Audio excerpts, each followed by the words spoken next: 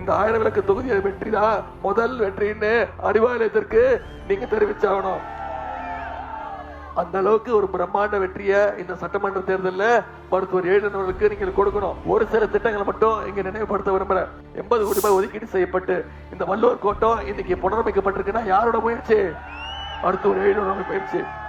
57 கோடி ரூபாய் ஒதுக்கீடு செய்யப்பட்டு சுபேதார் கார்டன் பகுதியில் இன்னைக்கு தமிழ்நாடு நகர்ப்புற வாழ்விட மேம்பாட்டு வாரியம் 300 குடியிருப்புகள் யார் கட்டி கொடுத்தா? இவரோட முயற்சி. இன்னைக்கு அண்ணா சாலை பகுதியில கலைஞர் நூற்றாண்டு சமூக நிதி பூங்கா யாருடைய முயற்சியில வந்திருக்கு? மருத்துவர் எழிலன். நான் தான் போய் திறந்து வச்சேன். அதே மாதிரி 8 கோடி ரூபாய் மதிப்பீட்டுல கலைஞர் பேர்ல international boxing academy Gopalapuram cricket மைதானம் அமைக்கின்ற பணி யார் செஞ்சு கொடுத்தா? உங்களுடைய சட்டமன்ற உறுப்பினர் எழிலன் அவர்கள். 15 கோடி ரூபாய் மதிப்பீட்டுல 112வது வார்டுல பேரறிஞர் அண்ணா திருமண மாளிகை யாருடைய முயற்சியில் வந்தது?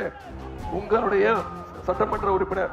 2 கோடி ரூபாய் ஒதுக்கீடு செய்யப்பட்டு பேரறிஞர் அண்ணா மேம்பாலம் இன்னைக்கு சீரமைப்பு பணிகள் நடைபெற்று வருகிறது. அதே மாதிரி 2 கோடி ரூபாய் மதிப்பீட்டுல 100 வீராசாமி தெருவில் பெண்கள் சுகாதார மையம், நுங்கம்பாக்கம் விளையாட்டு மைதானத்துல பேட்மிண்டன் அரங்கம், ட்ரஸ்ட்புரம் விளையாட்டு மைதானம், கக்கன் காலனியில புதிய குடிநீர் குழாய்கள் அமைக்கின்ற பணிகள், இப்படி எத்தனையோ பணிகள் இந்த தொகுதியில நடைபெற்றிருக்கு. இந்த பணிகள்லாம் தொடரணும்னா மேலும் இன்னும் நல்ல திட்டங்கள் நல்ல பணிகள் இந்த தொகுதிக்கு வரணும்னா நீங்க மீண்டும் நம்முடைய எழிலன் நாகநாதன் அவர்களை உதயசூரியன் சின்னத்துல வாக்களிச்சு மிகப்பெரிய வாக்கு வித்தியாசத்துல ஜெயிக்க வச்சு அனுப்புவீங்களா?